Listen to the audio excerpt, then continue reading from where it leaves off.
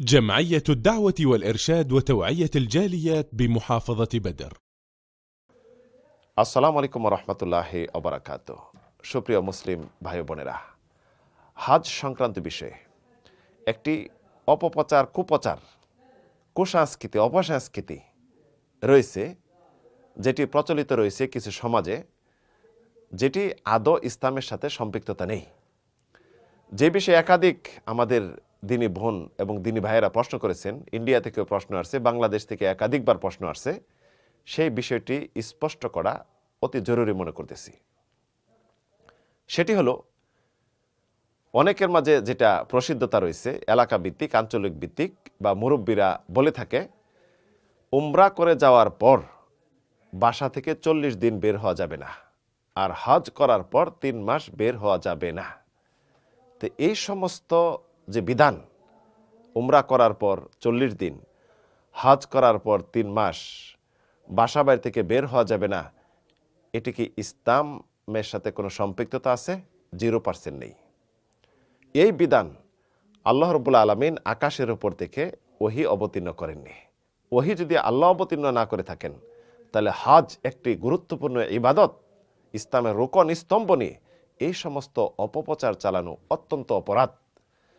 আল্লাহ যদি বিধান না দিয়ে থাকেন, গ্রামের মুরব্বীদের অপপ্রচার বা কুসংস্কৃতি, অপসংস্কৃতির বিষয়ে যদি হজ উমরা করার পর তারা 40 দিন বা 3 মাস বাসায় অবস্থান করে, হজ এবং উমরার সোয়াব তারা নাও পেতে পারে, হজ উমরা বাতিল হয়ে যাওয়ার সম্ভাবনা রয়েছে।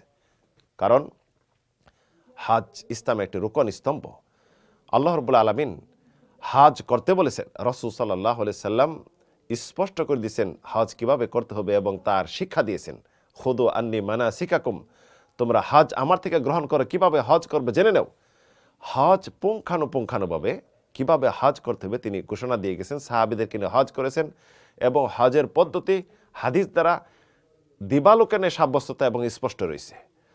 আমরা যদি গ্রামের মুরব্বীদের বা অঞ্চলের কিছু কুসংস্কৃতি, অপসংস্কৃতি, ইবাদত নিয়ে যেটা প্রচার রয়েছে, এই অনুযায়ী যদি 3 মাস বা 40 দিন যদি আমরা বাসা বাড়িতে অবস্থান করি, তাহলে আমাদের হজ উমরার সোয়াব পাবো না।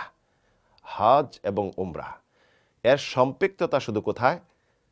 উমরার সম্পৃক্ততা শুধু হারাম শরীফের ভিতরে, হারামের ভিতরে।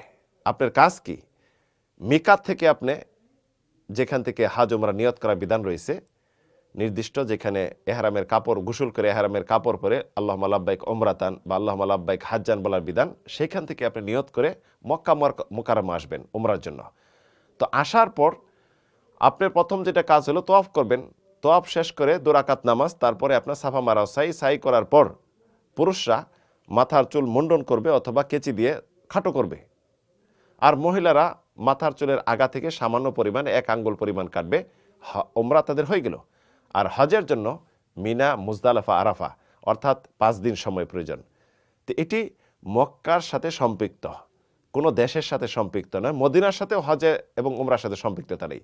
তাই কেউ যদি এই বেদাতি কাজটি যদি চালিয়ে যায়, তাহলে তার হজ এবং উমরা বাতিল হয়ে যাওয়ার সম্ভাবনা, সওয়াব থেকে বঞ্চিত হওয়ার সম্ভাবনা, সে মূলত আরও গুনাহগার হবে। মহান রব্বুল আলামিন আমাদের এই বিষয়টি জানার, বোঝার এবং সকলের মাঝে প্রচার করার তৌফিক দান করুন। আমিন, আল্লাহুম্মা আমিন।